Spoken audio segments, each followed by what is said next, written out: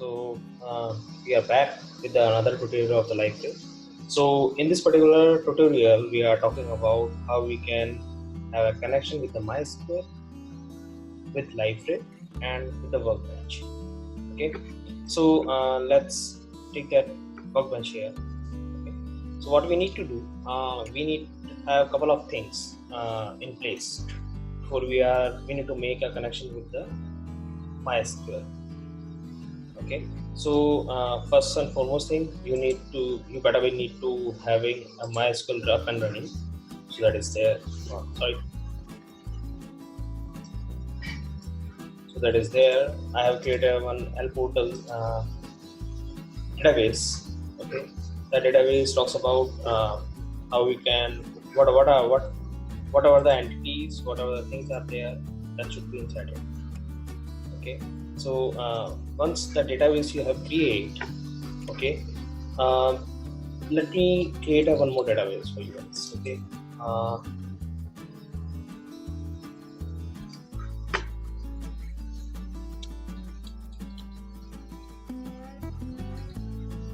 L portal DXP. Okay, so basically what we are doing, we are always taking a UTF-8 and the default collision is always a Unicode. Yeah. The reason behind it, because LiveRay will support a multilingual database, multilingual supports. So just because of that, that characters can be a different. Okay, and we also need to support the UTF characters. So that is one of the thing. If you don't want to use it, then that's also fine. But I'm also recommending, and from the starting of the day one of my development career, I will start with that one. So I have seen the lots of benefits whenever you need to do any of the you need to add any other different language, so you don't need to bother about changing the character set of the database. Okay, let's create it. Yeah, I finished it, and I can see there's another DXP. Okay, I'm just copying that name. Okay, I'll come here. So let me open that particular section where we wanted to create that server. So if you see in my previous video, I have created a one server. Okay, and that should be, you can follow it, and let me open that. So that is there. Okay, so if you see here, so that is one of the server which I have downloaded, that is a DXP server. So whenever you will see inside that, there is always a one portal.ext properties are available. Once you will open it, these are the actual properties which you actually need to be there. And if you see here,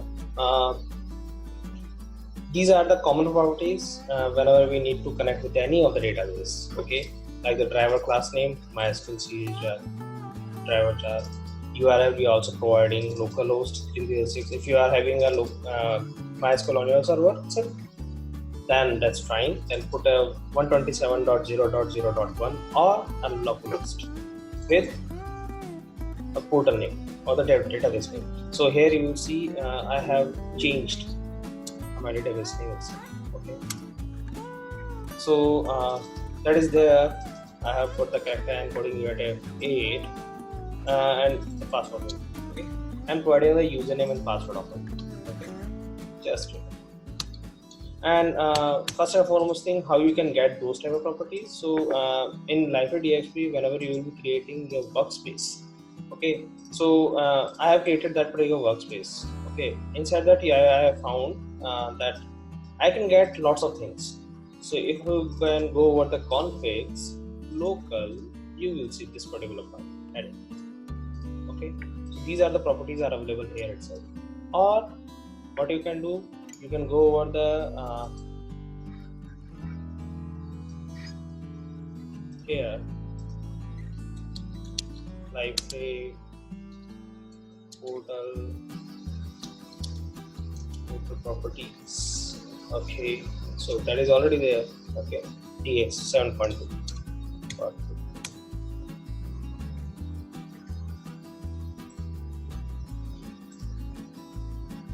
So it says portal properties here.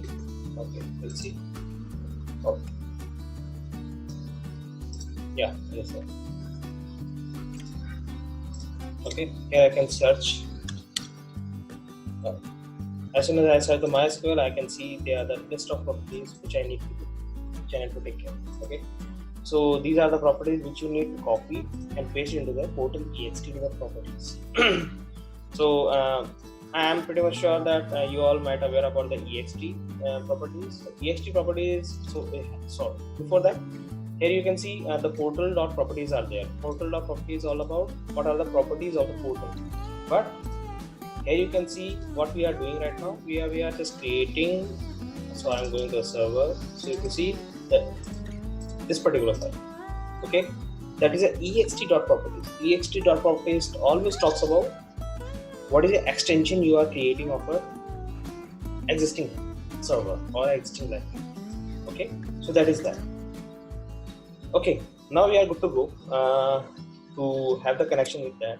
Okay, so I have configured that Eclipse or that LDS Library Developer Studio.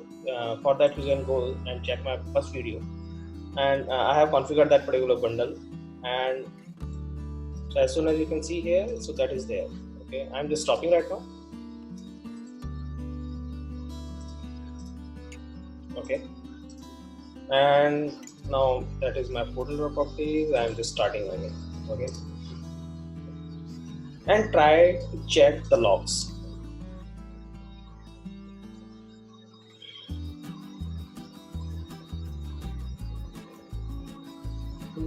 So that is a place where the dialect is actually identifying, okay, which particular MySQL has been there.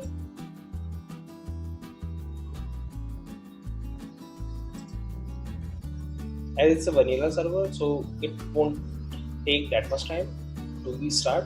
Once there are the lots of hooks, themes, custom built, custom portlets, everything is there, then you will see the difference. Okay.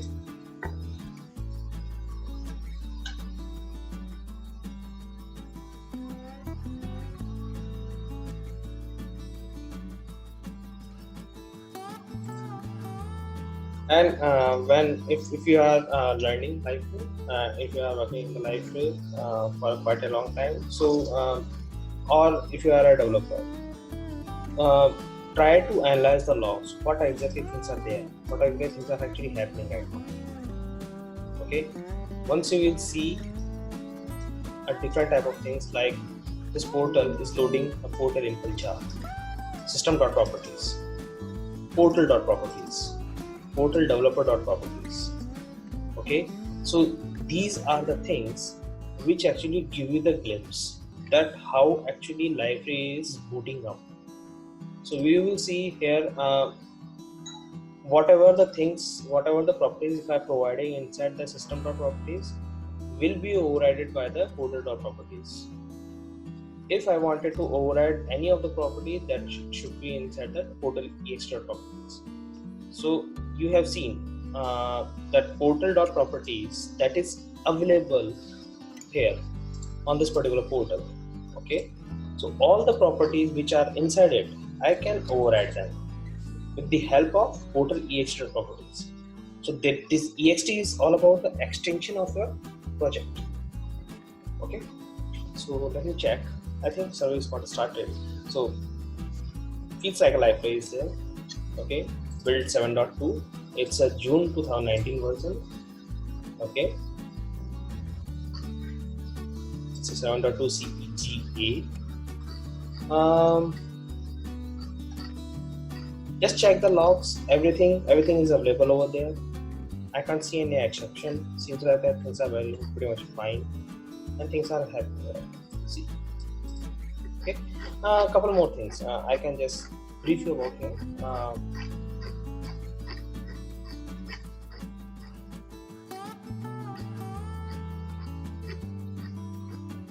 So whenever you will be creating any database or that's it. It's a first time process. So first time it will take some time to create all the different type of mappings, tables, relationships in the database. Everything should be there in the first place. So for very first time it will take some time.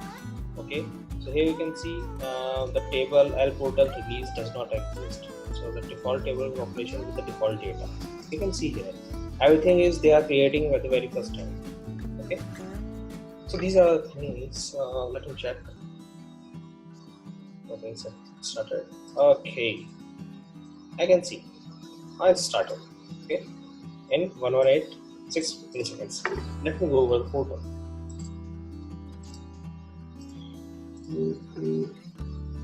Let me close it. Let me go over the portal. That's 8081. Hitting the enter again. Okay, perfect. So I have the largest screen, so just because of that, that footer is popped up. So it's on top, and it's supposed to be bottom. But yeah, for many other people, that's not an issue because they are not having a large screen. But I'm having a large screen with the higher resolution as well. So that's where that discrepancy you can see. But don't worry about it. So as you know, we have the test is the by default user email and the test is the password. So as soon as I'm going with that, so test and test. Okay, so it's the very first time I need to agree a terms and condition was comma. Okay, go ahead. Now I'm here. Okay, now if you see,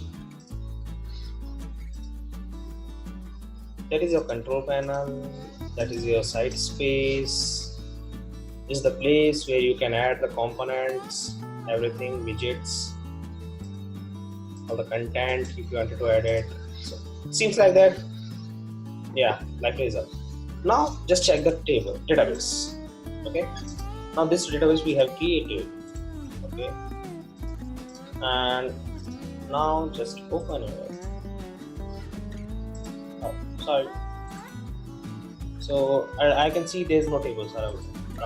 Okay, let me refresh it. Okay. Markers are default. There are lots of tables. Lots of tables are available here. Okay. So these are tables which is actually created by the library when the service got started. Okay. Let me check the user. Okay. So user is the initial table where we have put everything.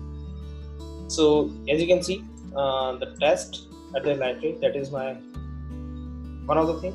Okay, one of the default user, and I have put Kumar as a query answer, command query answer. Okay, means what's my father's middle name. So that's all, team. So yeah, before we are winding up, so I just wanted to give you one more glimpse in that. So this is all about the CE server, a community edition server. So what happen if you are having a EE, means internal edition server? So in that case, you need to find couple of things. Why I'm saying that, because with the CE you will get a support with the MySQL by default. Okay, I haven't put any of the library inside that, but for the EE Enterprise Edition, you explicitly needs to provide a library. Okay, because in the EE there are there's some things I'm not completely sure what exactly that is, but yeah, with the EE version you are not able to find an exact MySQL driver inside the Tomcat only. So let me go over it. So let me go over that Tomcat inside the libs, and here you can not see that, but here you can see MySQL jar. Okay, so that MySQL jar is there. And whenever you are booting your service or booting your server, so that MySQL jar comes along with that.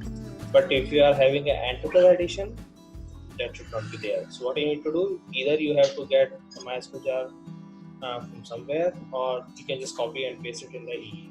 So it's up to you. It's up to, I guess some policies are there, some licenses are there. I'm not aware about it right now, but yeah, that's how I have seen that in the Enterprise Editions, that particular MySQL.jar that is not there. Okay, and same way, if you wanted to go with the ODBC, with the Oracle driver, then you need to put that jar itself, OCLG jar, and at the same time with a different type of drivers. Okay, so that is our part. Thank you so much, team.